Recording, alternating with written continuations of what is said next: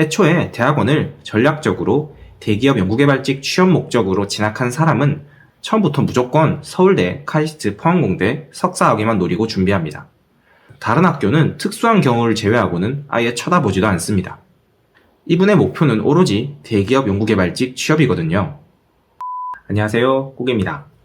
이번 영상에서는 제가 좀 후회를 하는 점에 대해서 말씀을 드려볼까 합니다. 제가 유튜브 이전 영상들에서도 대학원 진학에 대해 후회한다고 말씀드린 적이 몇 번 있는데요. 사실 이 같은 주장은 상당히 많은 오해와 논란을 불러일으켰습니다. 우선 본의 아니게 많은 오해와 논란거리를 만들게 되어 죄송하다는 말씀을 드립니다. 사실 제가 의도했던 것은 대학원 진학에 대한 장단점을 확실하게 알고 진학하자는 이야기를 드리고 싶었던 것입니다. 사실 저는 대학원 진학할 때 아무런 고민 없이 무지성으로 대학원에 진학했었으니까요. 설마 우리나라에서 가장 좋은 대학교로 진학하는데 이보다 더 나은 결정이 있겠어? 라는 생각만 하고 아무런 전략 없이 대학원 진학을 결정했던 것이 지금까지도 후회가 되고 있습니다.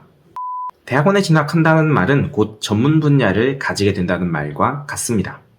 시간이 갈수록 점차 전공 분야별 산업 기술이 고도화됨에 따라 현대사회에서 더 높은 경쟁력을 가져 더 좋은 대기업에 취업을 하기 위해서는 관련 분야 전문 자격증이나 석박사 학위가 반드시 필요하게 되었습니다.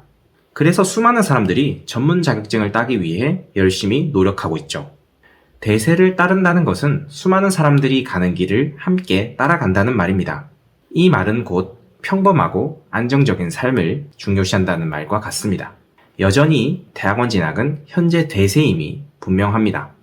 하지만 수많은 사람들이 향하는 곳에는 먹을 것이 많이 없습니다. 모두가 나눠 먹기를 해야 되거든요. 현재 대학원 학위자는 시장에 넘쳐나고 있는 실정입니다.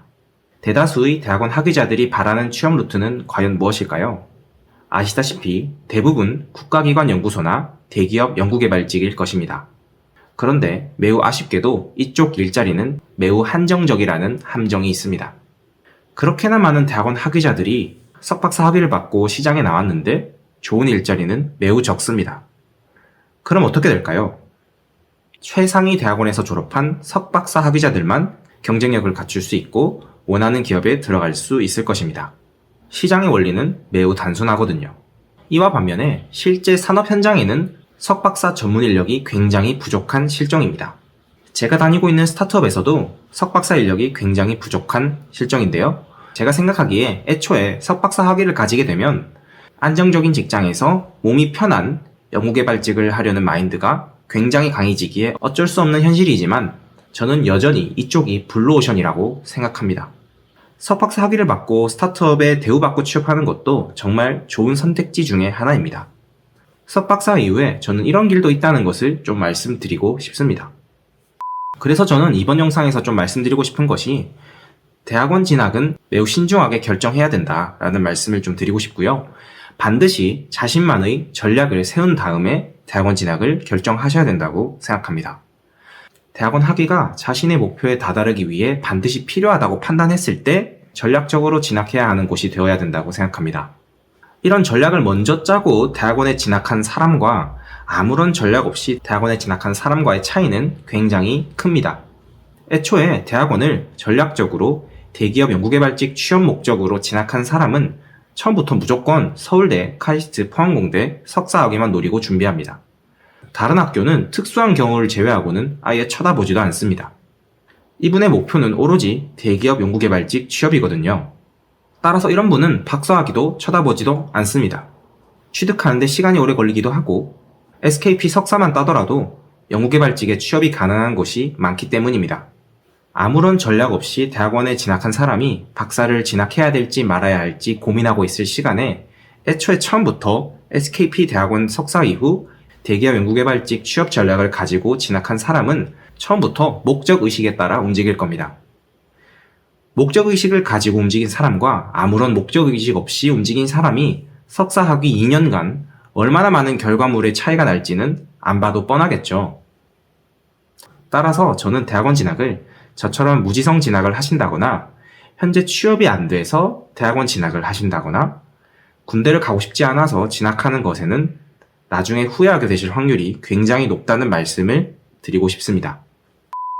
언제나 지금 당장은 대세가 아니라 사람들에게 인기가 거의 없지만 앞으로 유망할 것 같은 곳이 결국에는 좋은 결실을 맺어왔습니다.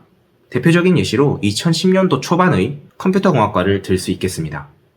제가 대학교를 입학했던 공구학번 당시에는 최고의 인기를 구가했던 학과는 지금으로서는 상상조차 할 수 없는 조선해양공학과였습니다.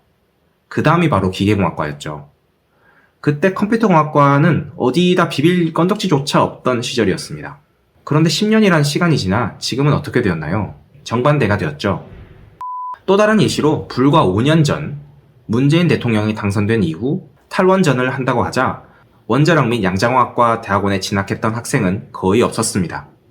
지금 윤석열 대통령이 당선되고 나서 원자과 취업률은 다시 재상승할 것입니다. 3, 4년 전 아무도 원자력 및 양자공학과에 진학하려고 하지 않던 그 시절에 원자력 및 양자공학과 대학원에 전략적으로 진학했던 친구는 이제 곧 박사학위를 받게 될 것이고 아마 웃으면서 경쟁률이 매우 낮은 원자과 관련 정부 출연 연구소 합격을 기다리고 있을지도 모릅니다.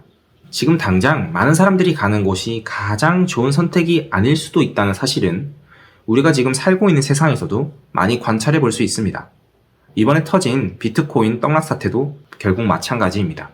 사람들이 몰리는 곳은 투기꾼들이 득세하기에 대부분 터무니없이 비싸고 거품이 끼어 있습니다. 그럼에도 사람들은 단기간의 이익에 눈이 멀어 좋지 않은 선택을 하게 되죠. 역사는 반복되고 사람들의 심리는 언제나 똑같습니다. 그럼 결국 우리는 어떤 판단을 해야 하는가? 라는 생각을 해보면 바로 나 자신을 뒤돌아보고 나에게 딱 맞는 전략을 찾는 것이 가장 중요하겠습니다.